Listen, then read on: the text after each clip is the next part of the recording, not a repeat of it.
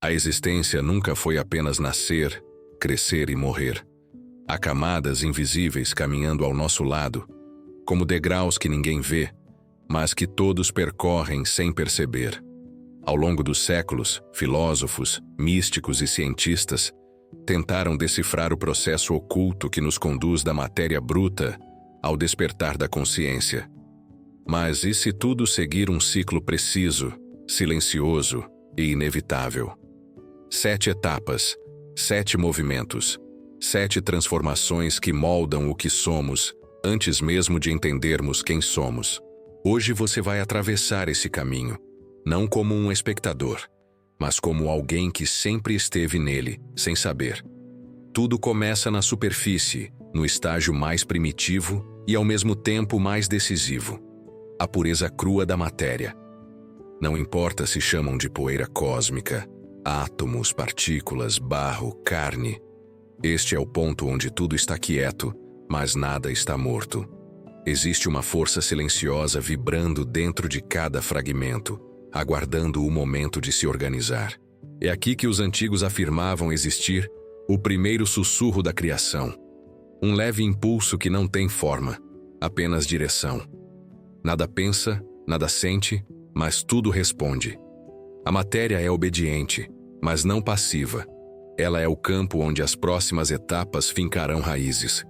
Quando essa vibração cresce, a matéria começa a se moldar, como se algo invisível empurrasse cada partícula para o lugar exato.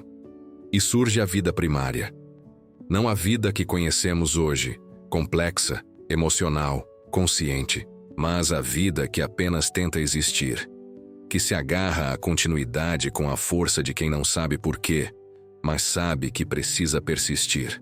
É o estágio onde o ser ainda é instinto puro, movido pelo ritmo natural do universo.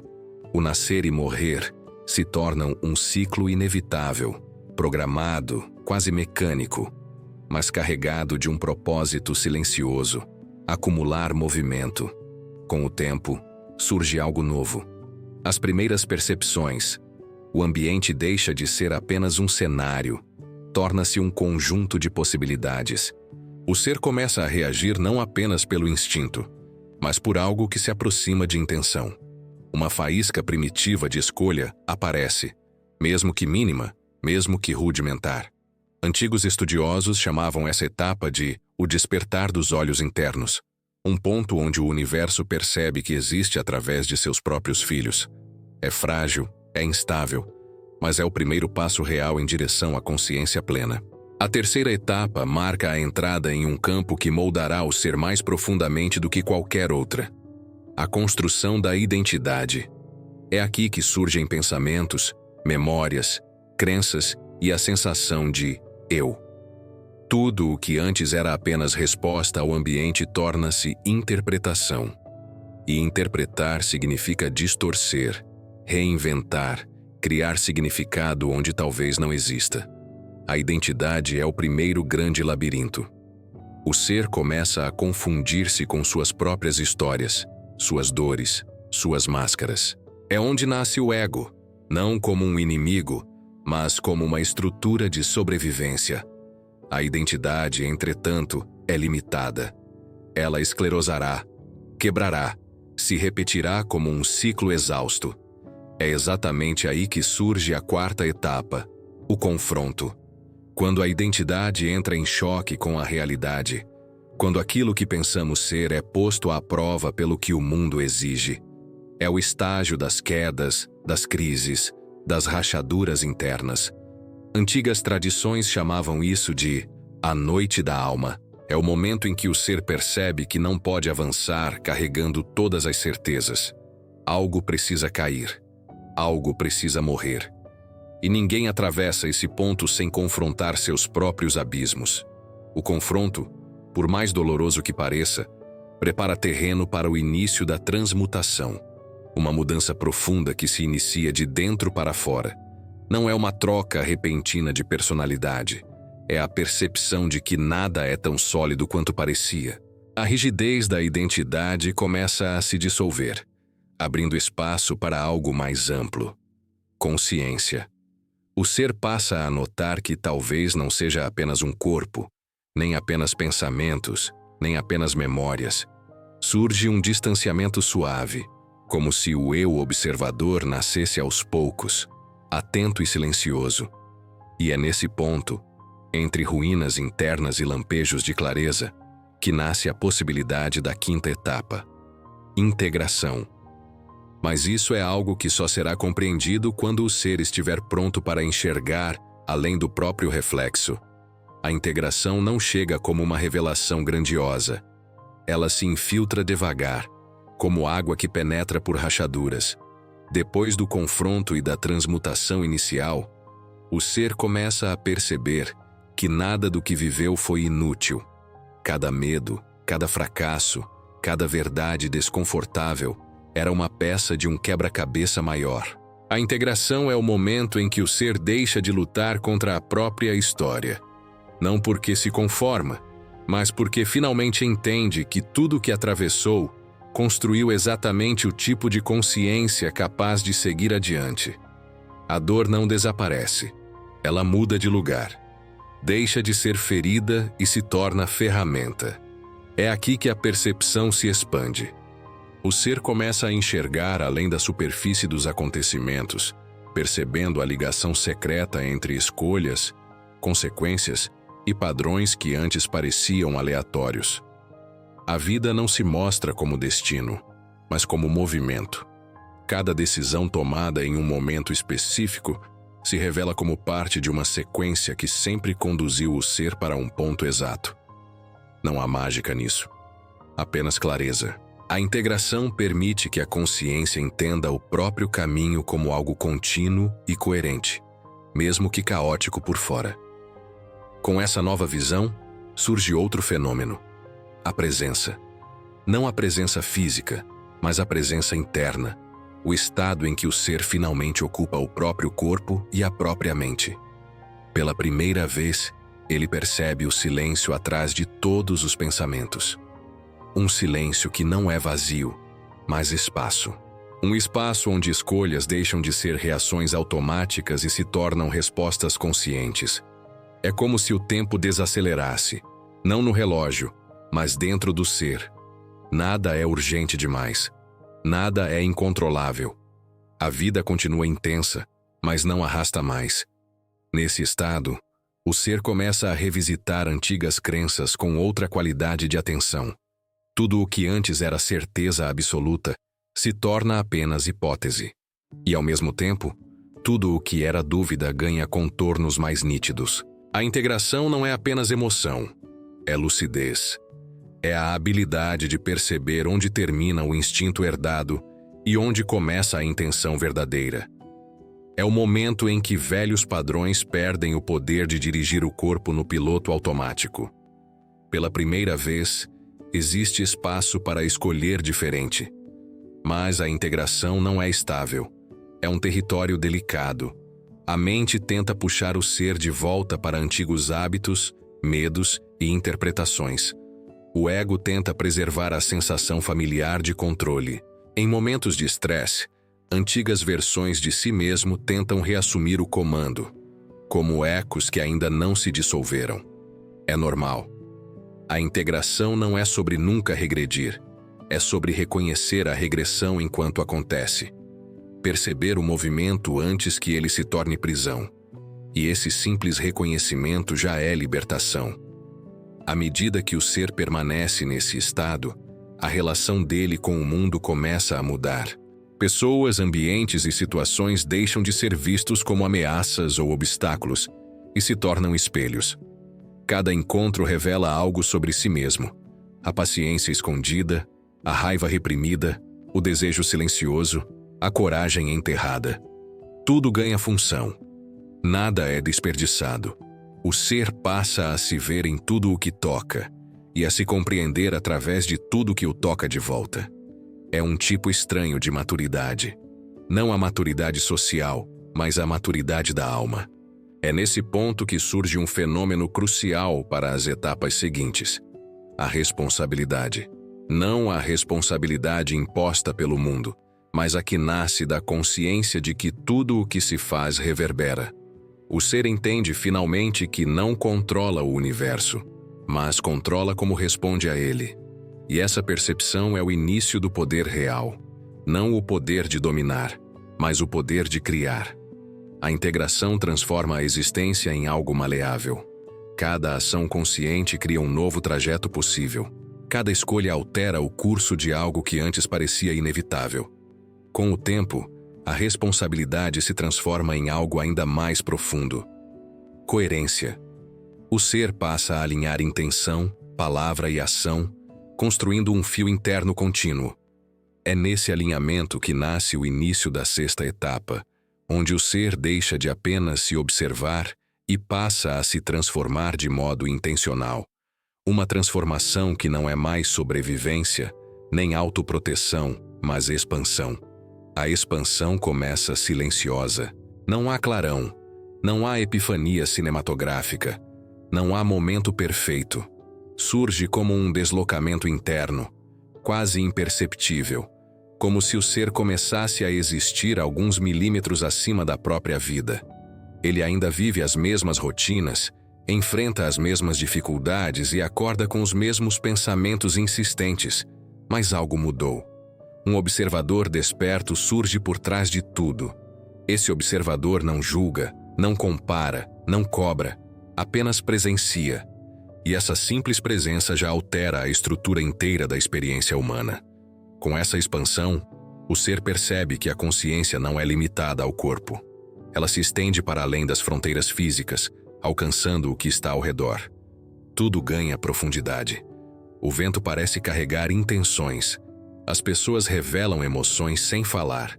Situações anunciam seus desfechos antes de acontecerem. A mente racional tenta explicar, mas não consegue acompanhar o ritmo do que está sendo percebido. A intuição deixa de ser um sussurro e se torna linguagem.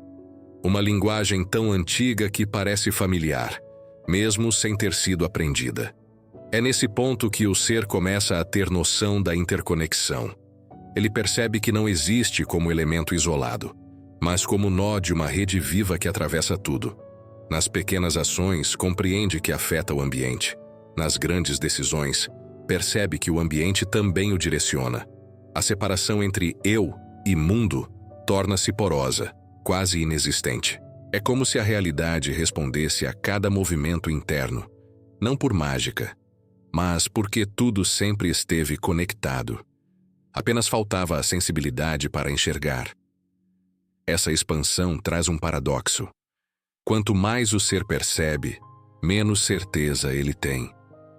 A mente que antes buscava verdades rígidas, agora percebe que tudo é fluxo. Certezas são apenas fotografias temporárias de algo que está em constante movimento. E essa falta de estabilidade não assusta mais. Pelo contrário, liberta. O ser finalmente entende que tentar agarrar o mundo é a causa principal do sofrimento. Quando solta, não cai, flui. A partir dessa fluidez, surge outro aspecto da expansão: a neutralidade. Não é indiferença, mas equilíbrio. O ser deixa de oscilar violentamente entre extremos, deixa de reagir com intensidade descontrolada e passa a observar antes de agir. Os sentimentos não desaparecem, mas nenhum domina por completo. A tristeza não arrasta, a raiva não consome, o medo não paralisa. Eles surgem, mostram o que precisam mostrar e se dissipam. Nada permanece preso, nada fica represado. A consciência se torna correnteza. Com a neutralidade, nasce a clareza sobre propósito. Não um propósito hollywoodiano, grandioso e inalcançável, mas um alinhamento interno que indica direção. Não importa se o caminho é longo, confuso ou desconhecido. O ser sente que está seguindo algo que faz sentido, ainda que não consiga explicar. É uma bússola interna que aponta sempre para o mesmo ponto: autenticidade. Quanto mais se aproxima dela, mais tudo que é falso desmorona. Nesse estágio, relacionamentos mudam. Alguns se desfazem naturalmente, como folhas que caem no outono. Outros se fortalecem como raízes que aprofundam o terreno. O ser não se esforça para manter o que não vibra na mesma frequência, não por arrogância, mas por alinhamento. Conexões artificiais perdem espaço, enquanto encontros reais se tornam inevitáveis. Pessoas surgem exatamente quando precisam surgir, trazendo lições, desafios ou revelações. Nada é coincidência, tudo é correspondência. Com essa expansão, a relação com o próprio passado também se transforma. O ser deixa de olhar para suas antigas versões com vergonha ou raiva. Passa a vê-las com compaixão. Entende que cada uma fez o melhor que podia com a consciência que tinha. E nessa compreensão, algo pesado finalmente se solta. Não há mais necessidade de carregar o passado como prova ou como arma. Ele se torna apenas registro, não identidade. Esse é o ponto onde o ser começa a perceber que está prestes a cruzar para a última etapa. Um território onde a consciência não apenas observa, integra e expande, mas desperta completamente. E essa travessia não acontece de fora para dentro, acontece de dentro para fora. É quando o ser percebe que nunca esteve separado do todo, apenas adormecido dentro dele. O despertar não chega com explosão. Ele não anuncia a própria chegada, não exige testemunhas, não busca validação.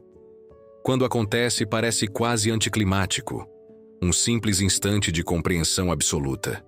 É como se o ser, pela primeira vez, enxergasse o próprio reflexo sem distorções. Nada de grandioso, nada de místico no sentido teatral, apenas uma nitidez tão profunda que se torna impossível voltar ao estado anterior. O despertar não é conquista, é lembrança. Nesse estado, o ser percebe que sempre foi consciência observando a si mesma através de infinitas formas. Tudo o que julgava ser eu, medos, desejos, limites, histórias, traumas, revela-se como camadas temporárias. O centro não é a personalidade, mas aquilo que observa a personalidade. E quando esse centro se reconhece, deixa de haver resistência. A vida continua acontecendo, mas já não existe luta interna contra o fluxo. O ser deixa de nadar contra a corrente e passa a deslizar por ela com total presença. Com o despertar, o tempo muda de textura. O passado deixa de ser prisão. O futuro deixa de ser ameaça. O ser existe no agora com uma intensidade que antes parecia impossível. Não porque ignora responsabilidades, mas porque entende que tudo só pode ser vivido no instante presente. A ansiedade perde força, o arrependimento perde profundidade. A consciência se fixa no exato ponto onde a existência acontece. E esse ponto é suficiente. Nesse estado, surge algo ainda mais profundo: a sensação de unidade. O ser percebe que tudo o que existe é expressão da mesma origem, e que cada forma, humana, animal, vegetal, mineral, é apenas uma manifestação temporária da mesma essência ilimitada.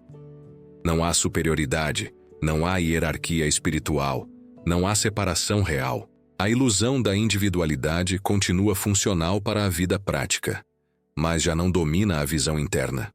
O ser pode dizer eu, mas entende que esse eu é apenas um nome provisório para algo muito maior.